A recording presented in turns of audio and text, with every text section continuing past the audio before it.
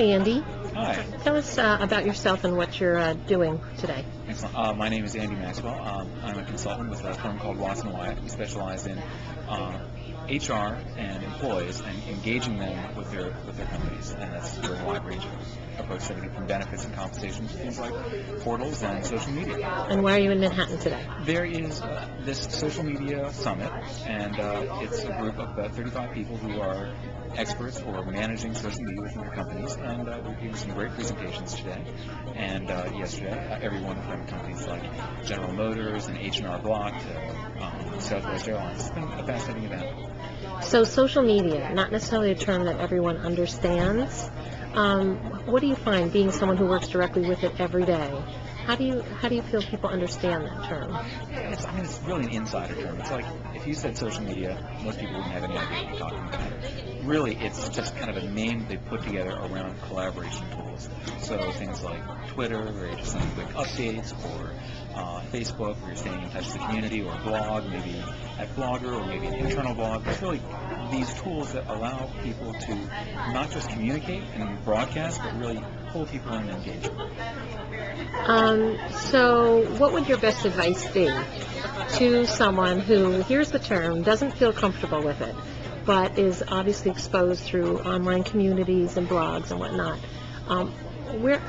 What's your best advice to them? It's really easy. Just instead of just being a passive observer and just reading blogs or thinking about like what is this Twitter thing that I hear those kids talking about, or wow, Wikipedia, I read stuff on it but I don't quite get it. Pick one, maybe one a week. Like, what is a wiki? Take a look at Wikipedia, that's a huge one, and just say, I'm going to learn about it, figure out how it works, join, contribute. I'm positive this thing could add to something like that. Or if it's blogging, start a blog, maybe a personal one, take an interest, club or community, or if you have a hobby, start a blog around that just to see how it works and see what works and what doesn't, kind of find your voice. And that's the only way to learn these things. People have a certain discomfort level, but you mentioned something in a meeting earlier about your dad. You want to tell me about that? Sure. My dad is 80 years old. He's a scientist. He works for NASA. Still works, goes into the office every single day. And he is one of these relentlessly modern guys. He's never, he's on computers early on the internet. He's really pretty wired.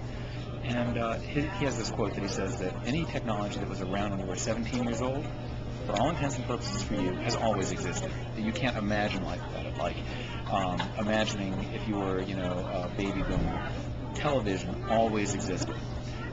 Or if, a generation before that, the telephone always existed, or cars always existed.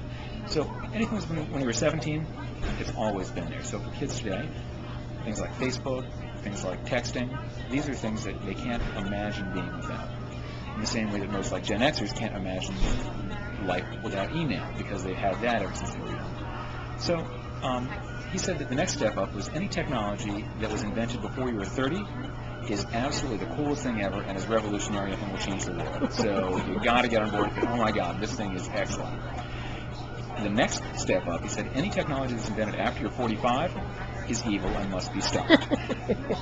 So I don't know. I'm not at that stage yet, but I totally get where he's going. And didn't you mention that he is still very much a part of various online communities? Oh, yeah. And he's active? Yeah. He's in groups, and for example, like this whole scientific community he's on, he works in satellites. He's all involved with these communities of people who are sharing knowledge and interest, and he contributes to wikis, so he's staying in there. Thanks, Andy, for sharing your expertise today. It was my pleasure. It was a pleasure to meet you. We'll talk to you again.